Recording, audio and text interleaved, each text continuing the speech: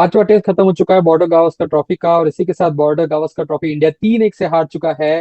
PAT Cummins and company ने फिर एक बार साबित कर दिया है कि कैसे ये कंसिस्टेंटली इंडिया को बीट कर रहे हैं। और इसी टेस्ट सीरीज के खत्म होने के साथ ही ऑस्ट्रेलिया ने वर्ल्ड टेस्ट चैंपियनशिप के फाइनल में साउथ अफ्रीका के साथ अपनी बर्थ फिक्स कर दी है।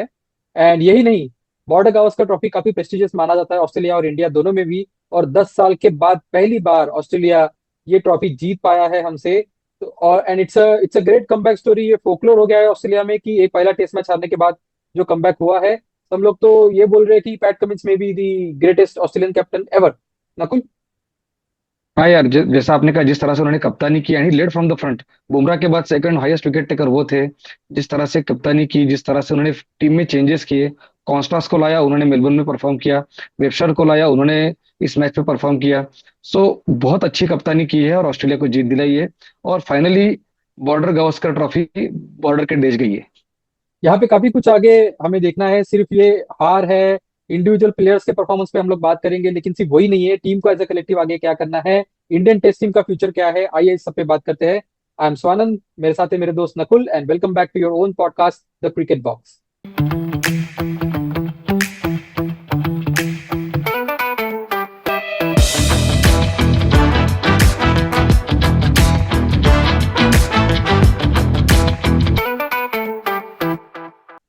नकुल, बुमराह मिसिंग थे आज 5वें दिन, और काफी ज्यादा उनकी कमी खल रही थी बॉलिंग में, और दिख रहा था कि इंडियन टीम सेकंड इनिंग में कितनी इनफेक्टिव हो रही थी, जहां पे 162 चेस करना और इतना आसान नहीं होना चाहिए था।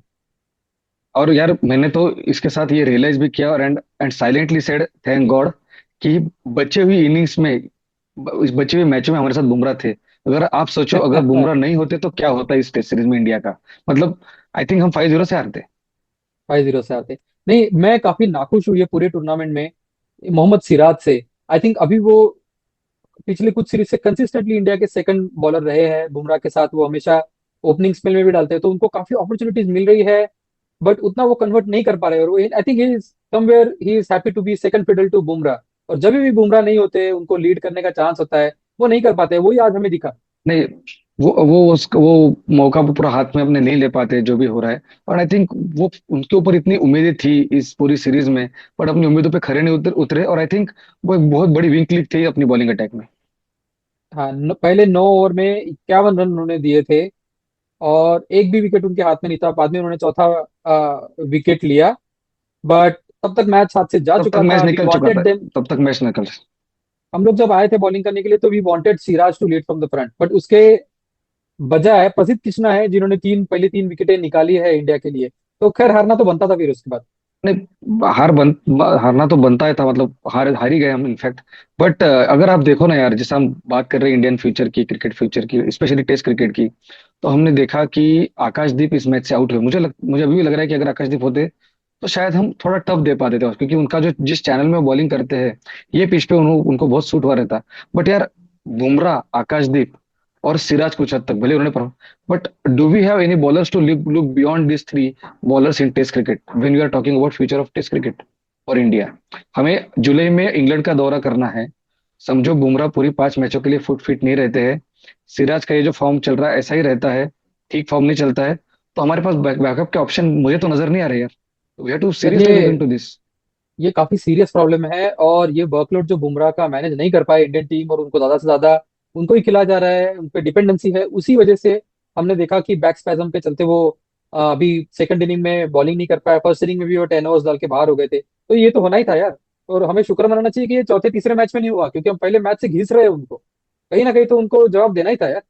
और बहुत बड़ी नहीं, इंजरी से और हम वापस बार आए बार हैं कह इस रहे साल 2024 में वो। हम हम बार बार कह रहे थे कि 5 मैच का सीरीज है, टफ होता है, इंजरीज होने के चांसेस है। और फाइनली वो इंजरी वो बॉलर के साथ हुई जो इस पूरी सीरीज का दोनों टीम मिला के बेस्ट बॉलर था। हाँ, ये वर्ल्ड का बेस्ट बॉलर था आर्ग्यूबली इस वक्त। 32 विकेट्स पूरे इस फिलहाल तो सीरीज में उन्होंने लिए हैं। प्लेयर ऑफ द सीरीज बने हैं। और उसमें एक इनिंग वो खेल नहीं पाए, फिर भी player of the series highest wicket taker है। और जो इम्पैक्ट हाईएस्ट उनका रहा विकेट है, टेकर आई है। डोंट थिंक इंडियन टीम में से किसी और ने थ्रू आउट द सीरीज इतना इम्पैक्ट किया है ऑस्ट्रेलियन टीम को नहीं, जितना बुमराह ने किया। बुमराह ने किया ना, as that too as a bowler. हमने पिछली जो बॉर्डर गावस्कर सीरीज जो ऑस्ट्रेलिया में खेली, उसमें देखा, उसमें तेंदुलकर का इम्पैक्ट रहा है, राहुल द्रविड़ का इम्पैक्ट रहा है, विराट का वो इम्पैक्ट रहा, पुजारा का रहा, रहाणे का रहा। मतलब अनगिनत नाम है, बट वो सब बल्लेबाज है। मुझे एक ही ऐसा गेंदबाज दिख रहा है जिसने ऑस्ट्रेलिया में जाके डोमिनेट किया हो, and that is Jasprit Bumrah. मतलब जब से ये बीजीटी स्टार्ट हुई है। यार बॉलिंग का अभी जो थर्ड हमारे सीमर्स रहे हैं वो काफी चेंज होते रहे। स्टार्टिंग में हमने हर्षित राणा को ट्राई किया, वो भी काफी प्रोमिनेंट खिलाड़ी है। आकाशदीप को हम सब जानते हैं कि किसे अच्छी तरह से खेल रहे हैं। प्रसिद्ध कृष्णा को वापस लाया गया, इंजरी से वापस आए थे। उनसे मेरे हिसाब से तो हमें ज्यादा उम्मीदें होनी भी नहीं चाहिए थी। वो तो थर्ड बॉलर थे यार हमारे। तो आई बट थिंक तो जो भी उन्होंने प्रॉब्लम आपने पहली बोला। इनिंग में, तो भी प्रसिद्ध कृष्णा की मैं थोड़ी तारीफ इसलिए करूंगा कि इस इनिंग में भी उन्होंने 3 विकेट लिए। पहली इनिंग में भी पहले उन्होंने इनिंग में भी इंपॉर्टेंट विकेट लिए, जैसी स्मिथ की विकेट थी। और प्रसिद्ध कृष्णा की वजह से स्मिथ अपने 10,000 रन पूरे नहीं कर पाए पूरे नहीं टेस्ट कर क्रिकेट में। पाए। तो इस सीरीज यार में जो कुछ भी छोटी मोटी अचीवमेंट है, उसमें ये भी एक छोटी सी उसमें अचीवमेंट एक शामिल है। 9,999 रन पे स्मिथ खेल रहे थे जब उनको आउट किया प्रसिद्ध कृष्णा ने। और आप सबको ये बता दूं कि वो उनका होम ग्राउंड है सिडनी। वहां पे वो काफी एंटिसिपेट किया जा रहा था कि वो क्लब में शामिल हो। He would have been the 15th player overall to cross 10,000 run in test cricket. और वो उनको अचीव नहीं करने दिया गया है। इससे मुझे एक काफी फन फैक्ट याद आता है। नकुल, जब ये मेंशन किया है कि बॉर्डर गावस्कर ट्रॉफी की सबसे इंटरेस्टिंग बात यही है कि जो जिनके नाम पे चालू की थी 1996 में, Allan Border and Sunil Gavaskar, उन दोनों के नाम पे इसीलिए चालू की थी कि 1996 में वो हाईएस्ट रन गेटर थे टेस्ट क्रिकेट में, दोनों 10,000 से ऊपर थे। और वही फीट आज स्टीव स्मिथ कर सकते थे, बट प्रसिद्ध कृष्णा ने वो जो एक बाउंसर डाला उनको, and that was a moment kill for him. Like कुछ तो यस। बोलते हैं ना कि दूध उबलने से पहले फट गया उनका। हाँ, और मतलब वही एक वो, मतलब वो देख के तो बहुत अच्छा लगा और थोड़ी उम्मीदें उस विकेट ने जगा दी थी। बट यार ये छोटे मोटे मोमेंट्स से हमें खुश होने में कोई मतलब नहीं है। हाँ ओवरऑल देखा जाए तो इंडिया टीम को ऑस्ट्रेलिया ने पूरी तरह से डोमिनेट किया है, and which is a worrying sign मुझे, मेरे ख्याल से इंडियन क्रिकेट के लिए। यार, अगर हम लोग इसको कंपेयर करें जो इससे पहले हमारे जितने बॉर्डर गावस्कर ट्रॉफीज हुए इंडिया में और ऑस्ट्रेलिया में, जहाँ पे हमने काफी डोमिनेट किया है। अभी 17th बॉर्डर गावस्कर ट्रॉफी था ये, और हम लोग 10 जीत चुके हैं। और अभी सातवां ऑस्ट्रेलिया ने अपने नाम पे किया है हमने। मैं बता दूं दर्शकों को कि 4 व्हाइट वॉश भी किया है ऑस्ट्रेलिया के। तो इतना डोमिनेंट इंडिया रहा है ऑस्ट्रेलिया के अगेंस्ट बीजीटी में। और उसके बाद इस तरह से फेल होना, ये आई थिंक कलेक्टिव फेल्योर है टीम्स का। इंडिविजुअल्स को हम पॉइंट आउट करते रहेंगे, लेकिन हमने जैसा कि पिछले बॉर्डर गावस्कर ट्रॉफीज में भी देखा था, we had new heroes every match. Injury हो नहीं हो, बुमराह नहीं, खेल रहे हो नहीं हो, मुझे कोई ना कोई आके जिता के दे रहा था यार। नहीं यार, मुझे एक प्रॉब्लम इसमें लगा। जो हमने लास्ट बीजीटी जो देखी थी, जो हमने ऑस्ट्रेलिया में जीती, ब्रिस्बेन का फेमस विन, सिडनी का फेमस ड्रॉ, वो टीम में यार भले ही हमारे मेजर प्लेयर मिसिंग थे, मेजर क्या ऑलमोस्ट आधी टीम मिसिंग थी, पर एक उसमें था कि उनमें जीतने की भूख थी, बहुत बड़ी हंगर थी उनमें। यार इस टीम में मुझे लग रहा है प्लेयर्स लाइक मोहम्मद सिराज, विराट कोहली, रोहित शर्मा, उन्होंने ड्रॉप किया खुद को, बट खैर उनका भी Rishabh Pant, even to an extent KL Rahul as well, they have taken their place for granted in the team. और उन हम्म। इन लोगों को जबरदस्त झटके की जरूरत है। हमारे पास भले ही बैकअप में स्किलफुली हमें प्लेयर स्ट्रांग नहीं लगते हो, बट ऐसे प्लेयर्स हैं जिनमें काफी भूख है जीतने की। उनको इंक्लूड करना मेरे ख्याल में बहुत जरूरी है अभी इंडियन टीम ये आपने अच्छी बात बताई है, क्योंकि फॉर्म जो हम लोग पहले भी हमारे पॉडकास्ट पे कवर करते आ रहे हैं कि जो फॉर्म हुआ करता था बैटर्स का, कि एक सीरीज में अगर क्लिक कर गए तो उसके बाद थोड़े ना थोड़े रन तो बनाते ही जाएंगे, फिर उसमें कुछ सेंचुरीज आएंगे, 50s आएंगी, बट वो कंसिस्टेंट परफॉर्म करेंगे। वो इस सीरीज में काफी मिसिंग था। जैसे आपने देखा पहले मैच में जायसवाल ने 160 बनाए, कोहली ने सेंचुरी बनाई। फिर हमने देखा कि अभी इस मैच में पंत ने अच्छा खेला, उनकी पहली 50 इस मैच में आई है पूरी सीरीज की। जबकि वो न्यूजीलैंड के अगेंस्ट वो अकेले परफॉर्मर थे। नीतीश रेड्डी को हमने देखा, उन्होंने सेंचुरी मारी, उसके बाद से उनके सिंगल डिजिट स्कोर्स रहे अगली 3 इनिंग में। तो कहीं ना कहीं उनको ये भी सोचना चाहिए कि आपका जो कॉन्फिडेंस आता है एक इनिंग खेलने के बाद, वो कहाँ जा रहा है। क्या आप ज्यादा ओवरथिंक कर रहे हो? क्या आप ज्यादा स्ट्रेटेजी बना रहे हो? अपना नेचुरल गेम हम लोग क्यों नहीं खेल पा रहे हैं ना कुछ? ये मतलब ये तो स्ट्रेटेजी और प्लानिंग का तो फेलियर माना जाएगा, और कंसिस्टेंसी के सिवा यार कोई टेस्ट में मजा नहीं। मतलब टेस्ट मैच में तुमको 2 इनिंग खेलनी है, 20 विकेट लेनी है, इट्स ऑल अबाउट कंसिस्टेंसी। और 5 मैच का सीरीज, 10 इनिंग का सीरीज, तो कंसिस्टेंसी पे मुझे लगता नहीं है कि इतना जोर दिया गया।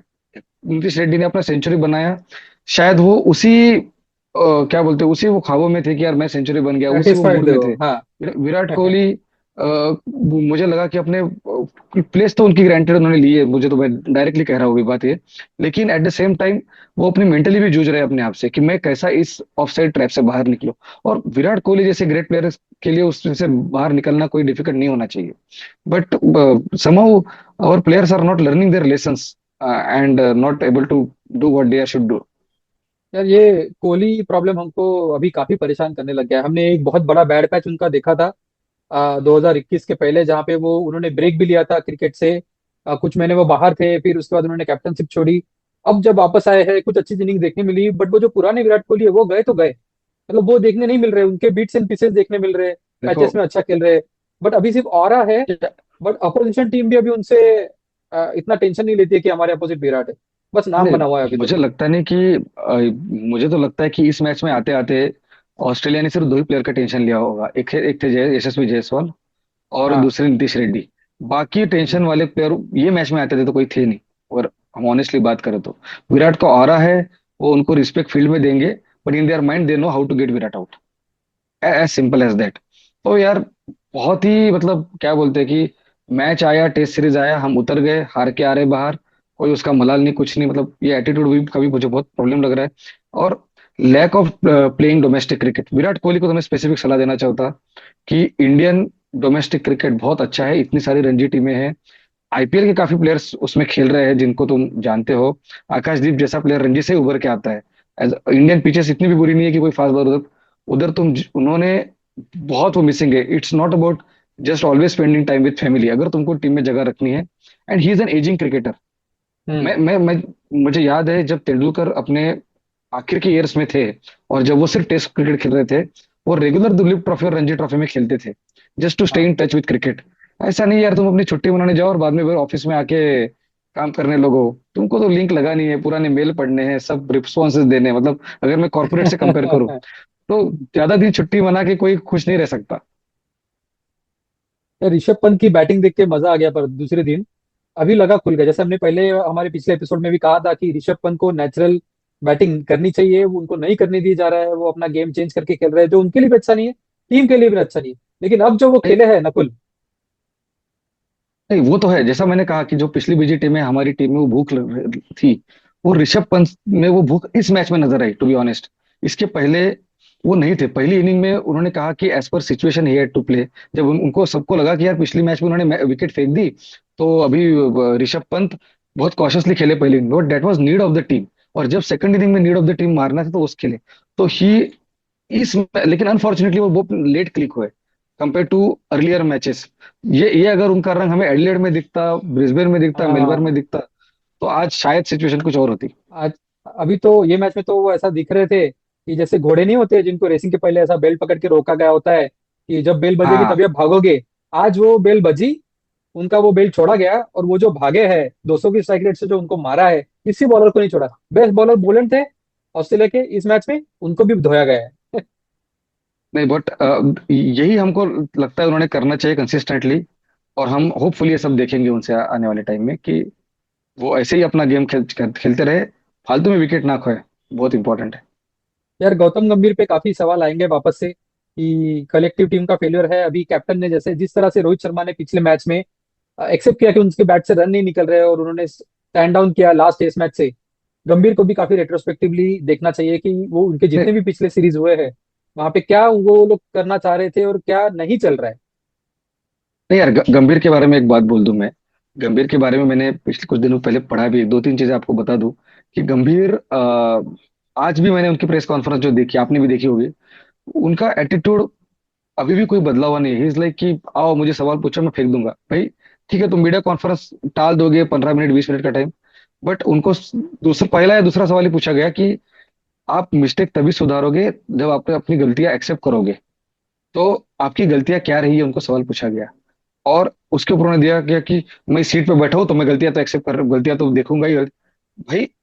ठीक है यार, तुम सीरीज हारे हो, कोई ये नहीं, तुमको तो गलतियां एक्सेप्ट करनी है, बट एटलीस्ट कुछ हम तो ग्लिम्स तो दो हमको। भले तुम ड्रेसिंग रूम के अंदर की बात मत बताओ, टेक्निकल चीजें मत बताओ, बट एटलीस्ट वो जो उनका एटीट्यूड लगा पूरी प्रेस कॉन्फ्रेंस में, वो वही लगा जो हम उनके अंदाज कमेंट्री बॉक्स में देखते आ रहे हैं। But it's a different ball attitude game. That is required as a coach.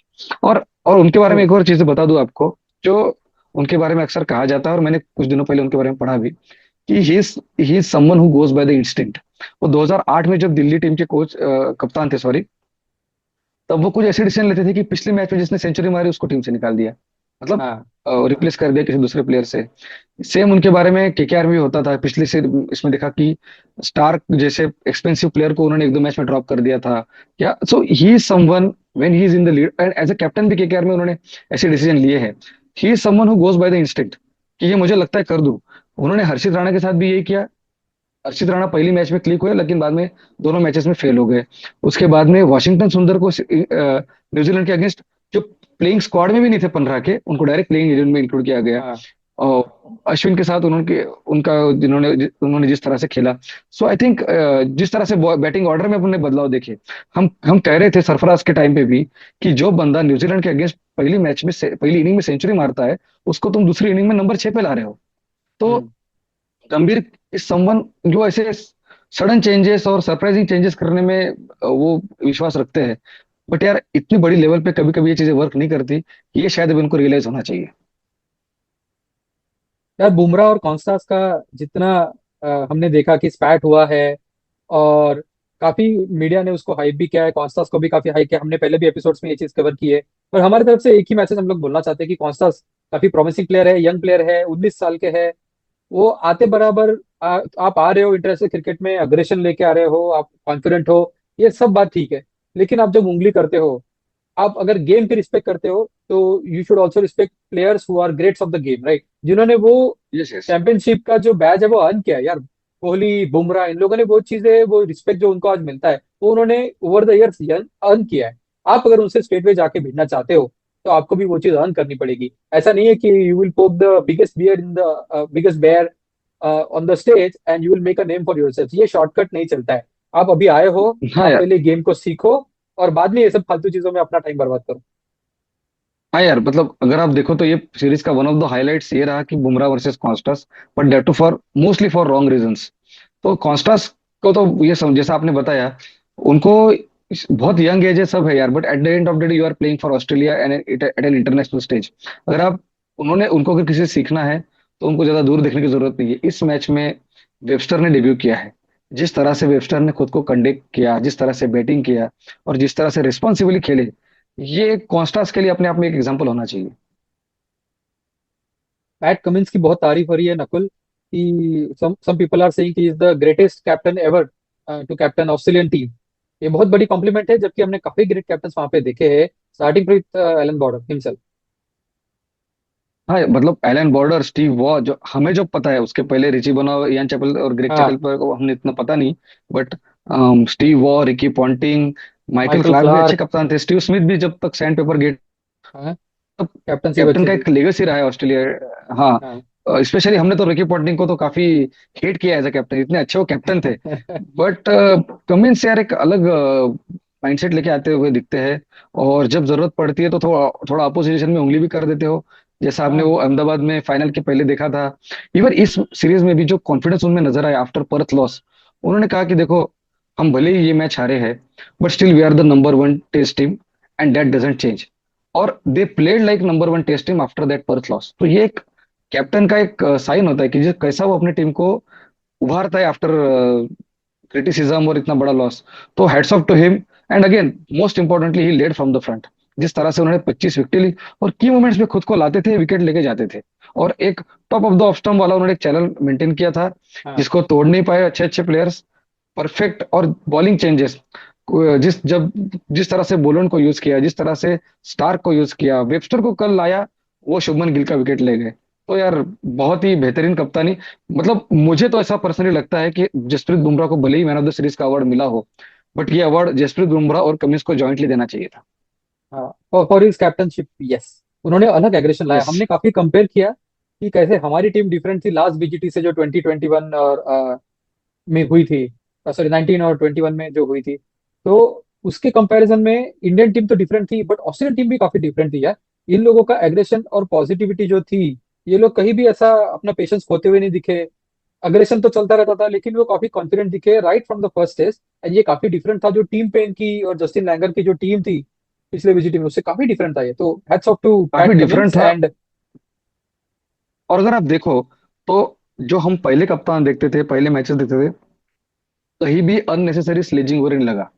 Pure हाँ क्रिकेट पे फोकस, पूरी तरह से एग्रेशन और अच्छी स्ट्रेटेजीज उसकी। उनका थोड़ा ब्रिस्बेन में क्रिटिसिज्म हुआ जब वो आखिरी 2 विकेट नहीं ले पाए टाइम पे, बट यार that is part and parcel of the game. But हाँ स्वानंद यार, हम कप्तान की बात कर रहे हैं कि पैट कमिंस ने कैसे कप्तानी की, दूसरी तरफ हमारे दो कप्तानों ने 2 मैचेस में रिप्रेजेंट किया। सॉरी, 5 मैचेस में, इसमें थे रोहित शर्मा और बुमराह।